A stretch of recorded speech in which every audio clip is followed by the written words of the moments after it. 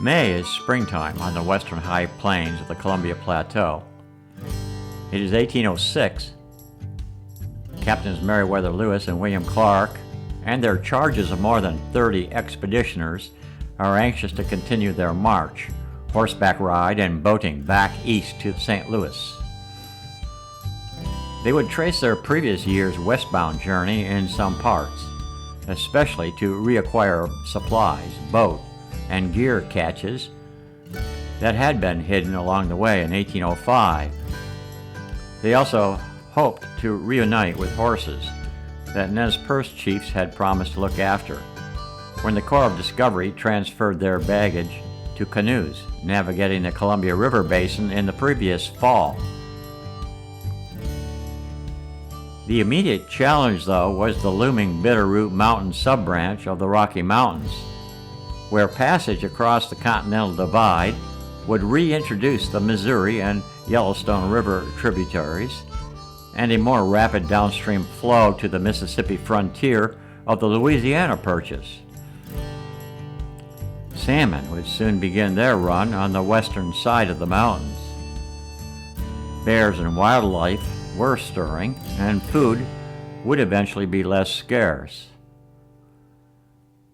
Indians, mostly Nez Perce, also called Chopunish, dwelling along today's Idaho-Montana border, were generally friendlier than some of the natives encountered closer to the Pacific coast. Lewis's journal entry, dated Saturday, May 3rd, said they had crossed high plains at an area that was very fertile and less sandy than below. The lands in the neighborhood are composed of dark, rich loam. The grass is taller, even knee-high. Their early camps along the west slope of the mountains landed in peaceful glades and valleys covered at this spring season with camas plants, which is a species of asparagus. Indigenous people of the Northwest often supped on the bulb of this blue flower and had introduced the plant to the Corps members, who generally had a hard time digesting it in the beginning. They got used to it when game got scarce. Lewis conceded, "This root is palatable, but disagrees with me in every shape I have ever used it." The hills are high, bottoms narrow, and possess little timber.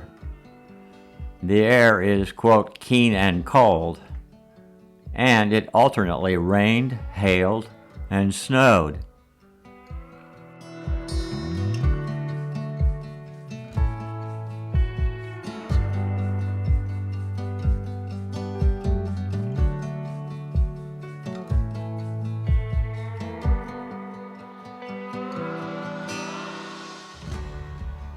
A familiar Nez Perce chief and about 10 of his warriors' band appeared.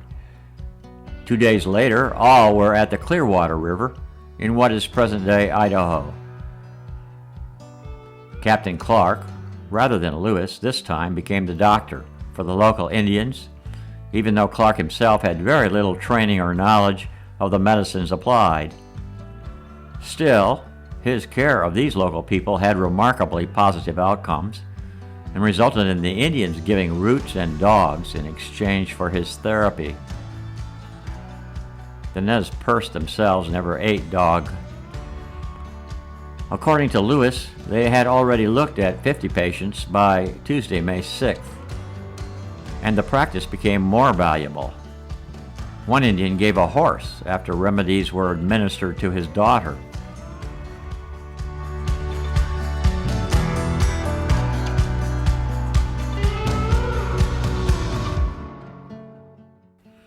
On May 7, the Bitterroot Mountains came into view. This was the expedition's next major obstacle to regaining the Great Plains of the Louisiana Purchase. From the western plain, Lewis observed the spurs of the Rocky Mountains were still perfectly covered with snow, "which the Indians inform us is so deep that we shall not be able to pass before the next full moon, which would be the 1st of June. This intelligence was by no means welcome.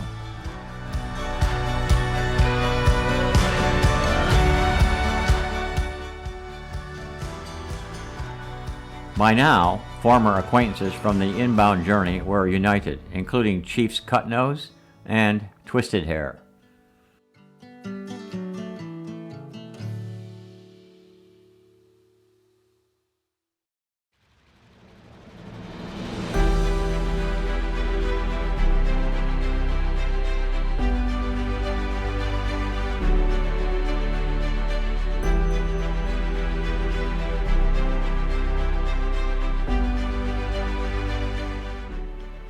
On Thursday, May 8, Lewis recorded a duck of uncommon kind, which, with remains of the horse, formed a stock of provisions, which we had not lately possessed.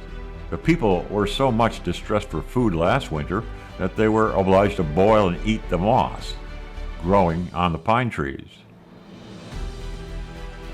Now, 8 inches of snow covered the plains. After collecting the horses, the party had a scanty breakfast of roots, probably camas roots. The mud was deep, black, and well supplied with quamash, or camas. The road was very slippery, and the snow stuck to the horses' feet and made them slip down very frequently. Lewis was impressed with the countryside. In short, he wrote, "This district affords many advantages to settlers, and if properly cultivated would yield every object necessary for the subsistence and comfort of civilized man."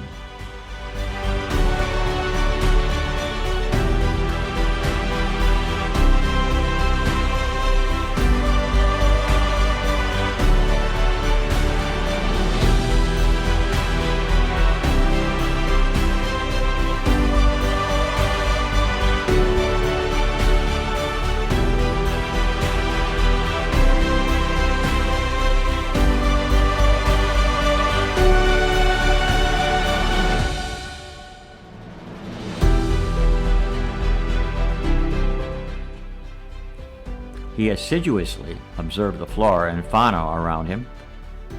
He noted, for instance, that the only poisonous snake seen between the Pacific and the Missouri is the rattlesnake. They are, likewise, nearly all the varieties of beetles known in the Atlantic states, except the large cow beetle and the black beetle, commonly called the tumblebug.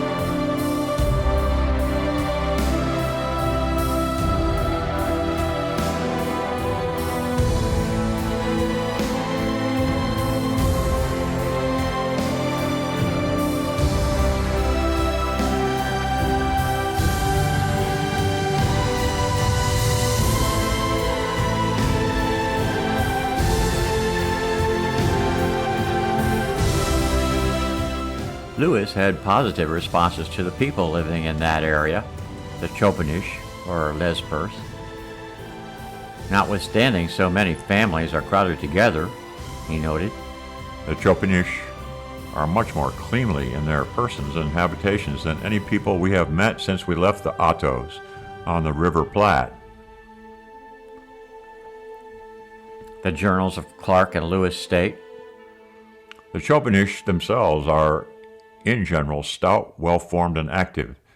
The Chopanish are among the most amiable men we have seen. They have high, and many of them aquiline, noses, and the general appearance of the face is cheerful and agreeable, though without any indication of gaiety or mirth. Like most of the Indians, they extract their beards, but the women only pluck the hair from the rest of the body. They often wear collars of bear's claws. They partake of the great and prevailing vice of gambling.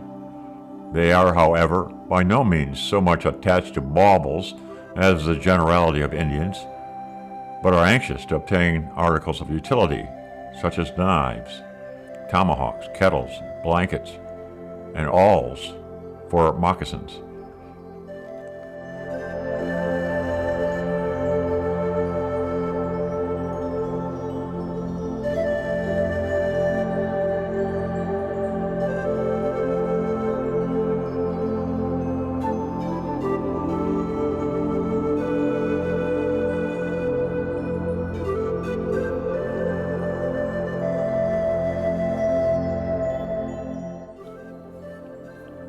Separately, Sergeant Gass commented, All the Indians from the Rocky Mountains to the Falls of the Columbia are an honest, ingenious, and well-disposed people. But from the Falls to the seacoast and along it, they are a rascally, thieving set.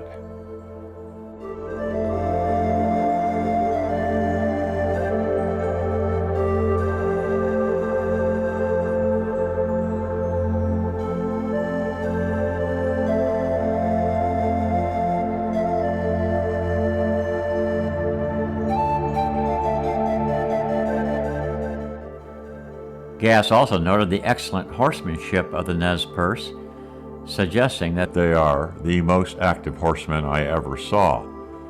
They will gallop their horses over precipices, but I should not think of riding over at all. The frames of the saddles are made of wood, nicely jointed, and then covered with raw skins, which, when they become dry, bind every part tight and keep the joints in their place. Their saddles rise in the manner of the saddles of the Spaniards, from whom they no doubt received the form, and also obtained their breed of horses.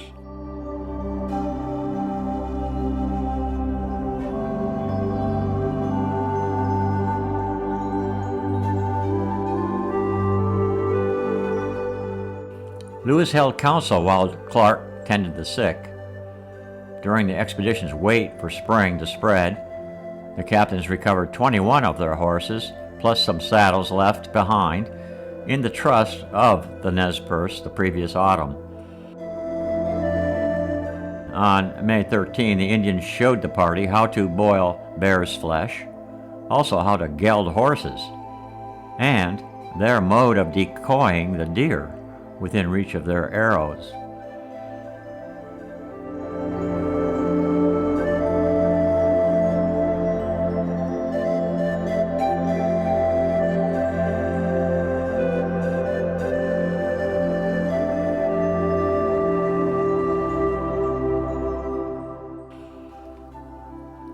According to the Indians, The snow still was so deep in the mountains that we should perish in attempting to passage.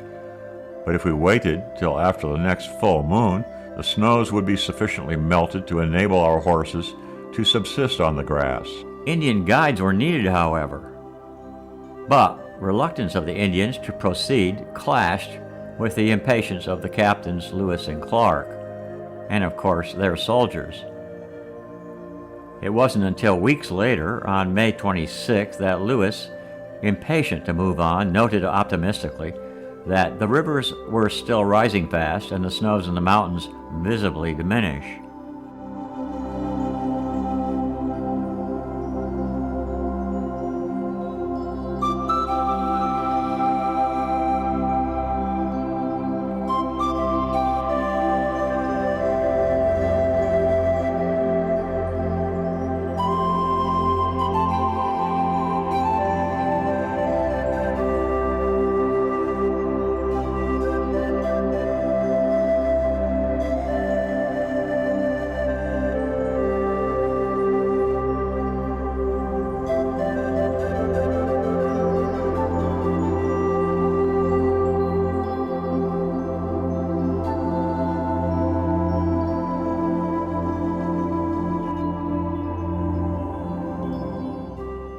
On May 18, hunters set out in the morning after a bear, which is now our chief dependence, but as they are now ferocious, the hunters henceforth never go except in pairs.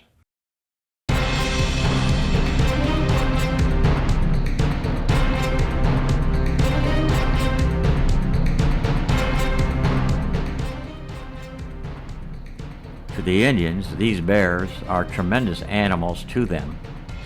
They esteem the act of killing a bear equally great with that of an enemy in the field of action. Similarly, the grizzly bear was always a fascination to these eastern visitors during the journey.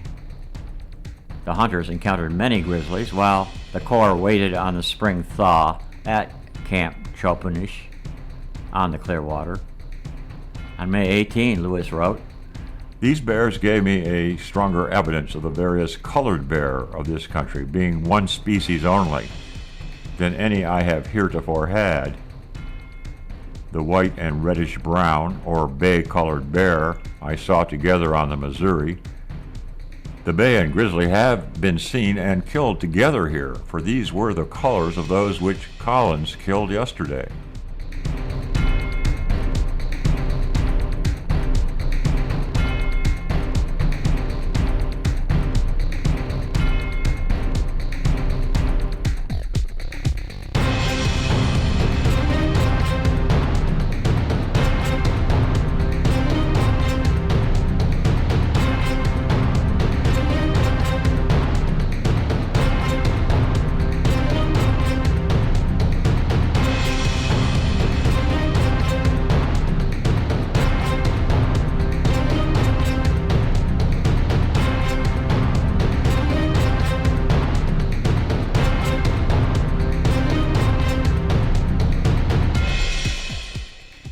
The hunters succeed in dropping 7 grizzlies during the approximately month-long wait on the west slope of the Bitterroots. Clark listed 43 grizzlies killed during the entire length of the expedition, and 23 black bears for food. During this period in the last week of May, 2 men visited the Indian village, where they purchased a dressed bearskin of a uniform pale reddish-brown color, differing in complexion from the white bear, but now also considered to be the grizzly. The predicted salmon run event was nearing too. Native Americans there said the cooing of the dove meant that the salmon run was imminent.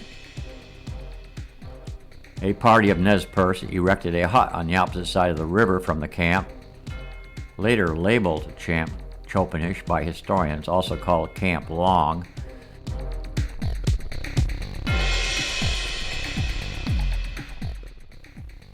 Another week passed.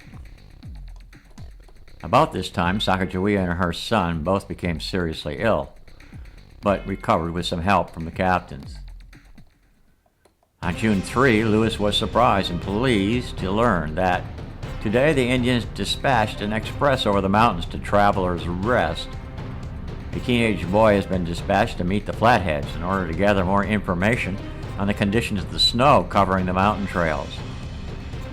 The paths could be difficult to find, and the horses need grass to sustain strength negotiating the high-altitude terrain. But still, Lewis had not obtained guides. Lewis wrote, "We are obliged to have recourse to every subterfuge in order to prepare to meet that wretched portion of our journey. The Rocky Mountain, where hunger and cold, in their most rigorous forms, assail the worried traveler. Not any of us have yet forgotten our sufferings in those mountains in September last, and I think it probable we never will.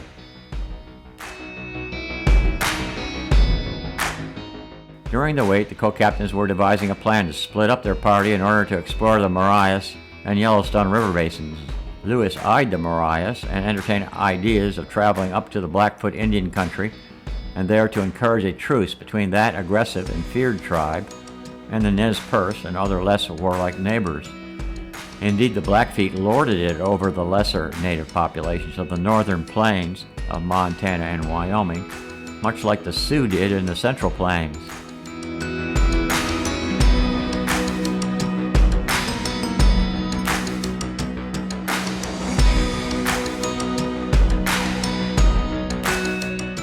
Now the captains needed more gifts in order to procure horses and other necessities, or especially canoes, from the Indians, and to placate potentially restless native warriors. And so they resorted to a new fund by cutting off the buttons from their clothes. The salmon are running. Lewis noted the presence of sandhill cranes and some ducks in the marshes near the camp, and burrowing squirrels, some of which they killed. Lewis found them to be tender and well-flavored, like the gray squirrels. By midday, June 9th, everything was in readiness to move toward the mountains, with or without guides. Our party seemed much elated with the idea of moving on towards their friends and country, Lewis noted. They all seem alert to their movements today. The next morning, Cutnose sent word that 2 young men would overtake the party in a day or so to guide them through the mountains, and then lead Lewis to the falls of the Missouri. On June 13, Lewis gave up waiting for the return of the guides. We already knew that to wait till the snows of the mountains had dissolved, so as to enable us to distinguish the road, would defeat our design of returning to the United States this season. He ordered the horses hobbled to restrict their movement on the rough terrain ahead and began a forced march toward the original Travelers' Rest camp at the western edge of the mountains crossed the previous fall. The hope was that the party would eventually make it to at least the Great Falls on the Missouri River by the middle of August. There, the caches buried the previous year could be dug up, and canoes and white pirogue would then speed everyone downstream on the Missouri to St. Louis. The Indians were skeptical still of the party's chance of crossing the mountains, even now in June, but the captains ignored their advice. In Clark's journal, dated June 14, he noted that the snow and lack of grass for horses would be a serious embarrassment to them. At least 4 days' journey lies over heights and along a ledge of mountains never entirely destitute of snow, Clark wrote. Even now I shudder with the expectation of great difficulties in passing these mountains. Still, he added, we have now been detained nearly 5 weeks in consequence of the snows, a serious loss of time at this delightful season for traveling. Whatever the risk and apprehension, the captains were certain that moving forward was the right decision. Everybody was anxious to be in motion